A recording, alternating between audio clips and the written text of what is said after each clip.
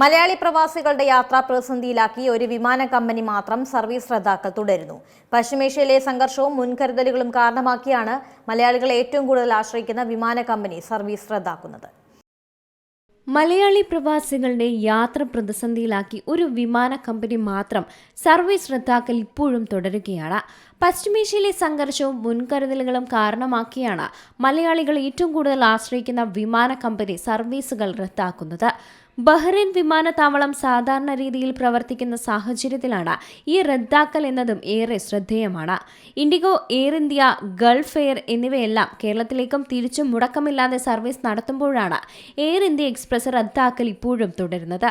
ഏറ്റവും ഒടുവിലായി ഓഗസ്റ്റ് 7 വരെയുള്ള സർവീസുകളാണ് കമ്പനി റദ്ദാക്കിയിരിക്കുന്നത്. ബഹ്റൈനിൽ നിന്ന് കേരളത്തിലേക്കും തിരിച്ചും നിരവധി പ്രവാസികൾ ആശ്രയിക്കുന്നത് ഈ എക്സ്പ്രസിനെയാണ്. പലപ്പോഴും അവസാന നിമിഷമാണ് റദ്ദാക്കൽ അറിയുന്നത്. വളരെ കുറഞ്ഞ ദിവസങ്ങളുടെ അവധി മാത്രമുള്ളവരും വിസ കാലാവധി അവസാനിക്കാറായവരും അടക്കം വലിയ ദുരിതമാണ് അനുഭവിക്കുന്നത്. അവസാന ദിവസങ്ങളിലെ റദ്ദാക്കൽ മൂലം പലർക്കും വൻതുക നൽകി മറ്റ് വിമാന ടിക്കറ്റുകൾ എടുക്കേണ്ടി വരുന്നുണ്ട്.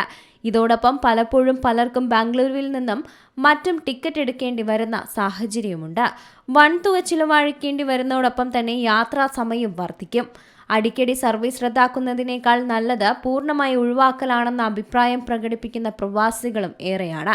എന്നാൽ ടിക്കറ്റ് നിരക്ക് നിർണ്ണയിക്കുന്നതിൽ നിർണായകവും സർവീസുകളിൽ എണ്ണത്തിൽ മുൻപന്തിയിലുള്ള എയർ ഇന്ത്യ എക്സ്പ്രസ് കൃത്യമായി സർവീസ് നടത്തണമെന്നാണ് പ്രവാസികളുടെ ആവശ്യം.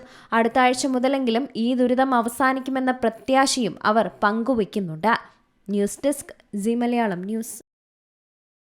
ഏറ്റവും പുതിയ വാർത്തകളും വിശേഷങ്ങളും വിരൽ തുമ്പിലറിയാൻ സീ മലയാളം ന്യൂസ് എല്ലാ ഡിജിറ്റൽ പ്ലാറ്റ്ഫോമുകളിലും ലഭ്യം.